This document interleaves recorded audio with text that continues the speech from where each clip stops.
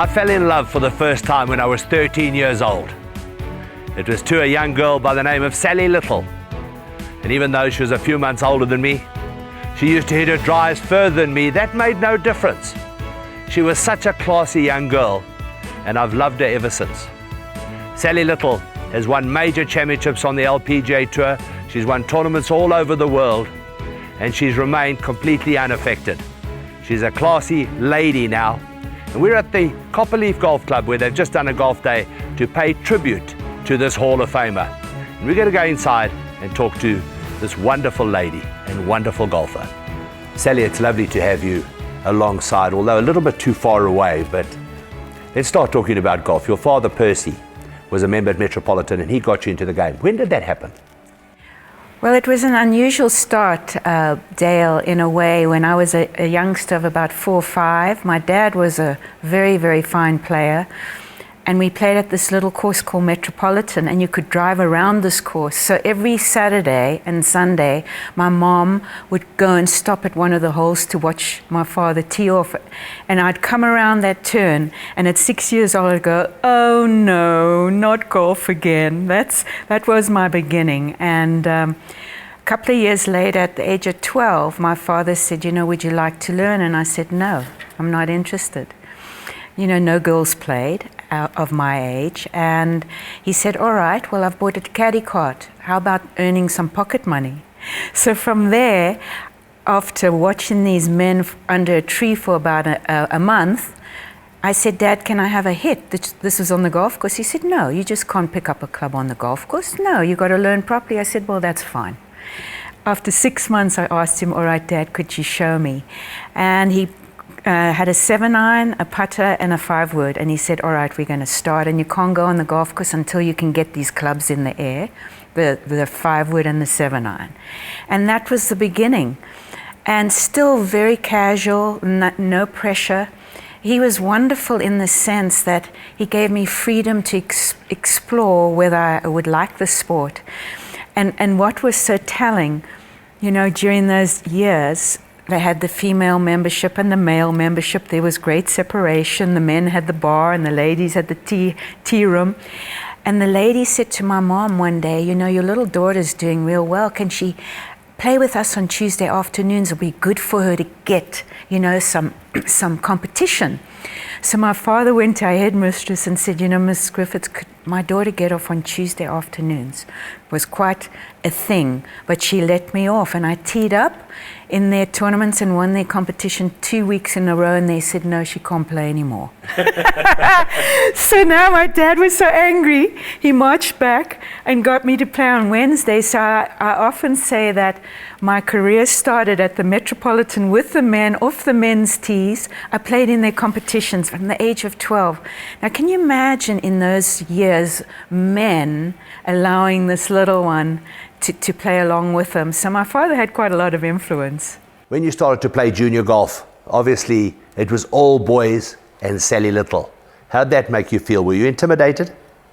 Well, it was, but it really wasn't, because I didn't really know any difference. Because, Dale, you got to understand, I was starting to like it, and I liked the competition level with the men. So going in, my dad said, listen, I've entered you into the under 15 Western Province junior event. I didn't even think. And I show up and it's all boys, and I play alongside of them, and they actually ended up becoming my mates. And the great thing is I'm coming back and I'm re-meeting all of my mates like you after 50 years. It's quite a turnaround for me. By the time you got to your late teens, you were the best lady golfer in South Africa. You got picked to play for South Africa in the World Team Championships, which were played in Spain. And of course you won that. And that was what changed your life. Tell us about that experience. It really did. But the interesting thing was a man by the name of George Bloomberg saw potential in me when I was 15 years old and talked to my parents about when I was ready to go out of the country. And being picked to play for South Africa, that year I was 17, and George called my parents and said, she needs some international experience. Why don't we send her to some of these really big events? And the first event I wanted to play in was the British Women's Amateur, and they boycotted me. So I was not too happy because of our situation with apartheid, but France accepted me. So my first real international experience was in the French amateur. I think I got to the semi-finals, met Catherine Lacoste, best player in the world.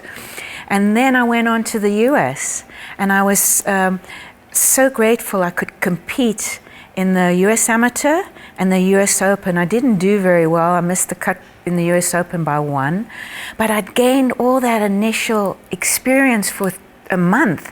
So going into that event in Spain, I felt like I could take on the world, and ended up finishing low individual.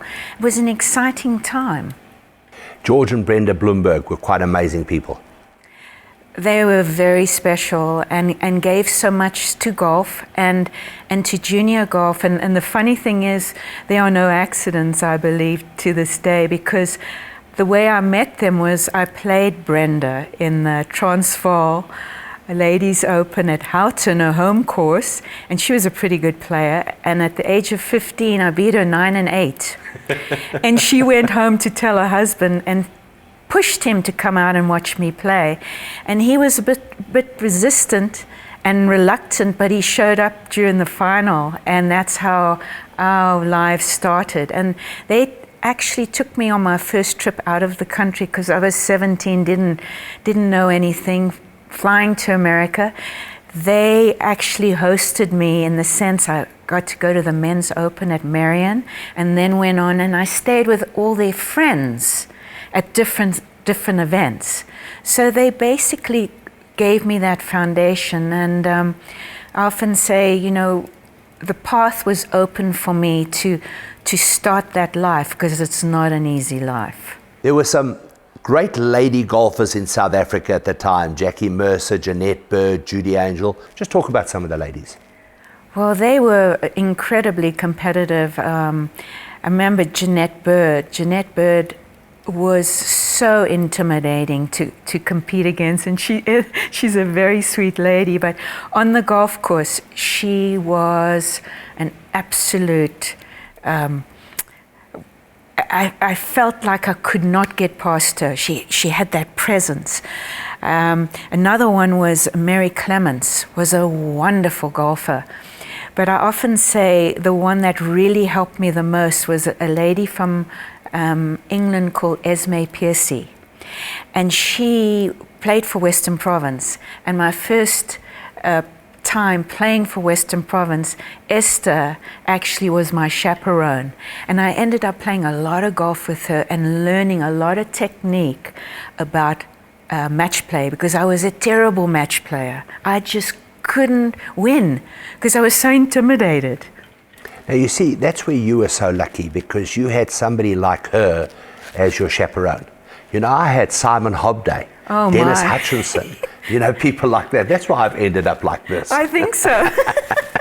But I guarantee you had a lot more fun than I did with Esme. Well, you were engaged at a young age, and obviously it got to the point where you had to make a decision. You know, are you going to stay in South Africa? Are you going to get married? Maybe play amateur golf for a while, have a family? Or are you going to now take on the world and try and become one of the best golfers in the world? It was a tough decision. Very tough decision, but it came at a time when I had just turned 18, when we decided to get engaged, and I'd just come back from that trip. And I felt it was a time where I just had started to feel my talent as a golfer. I wasn't a professional yet, but I felt like I'd never seen women play golf like they did overseas. And I yearned for that. I'd gone through all of this experience as an amateur in South Africa and felt like I couldn't go any further. Because, you know, you get to a place where you've won, and then what do? Do you turn around and get married? And I decided that I wanted to experience the US at that high level.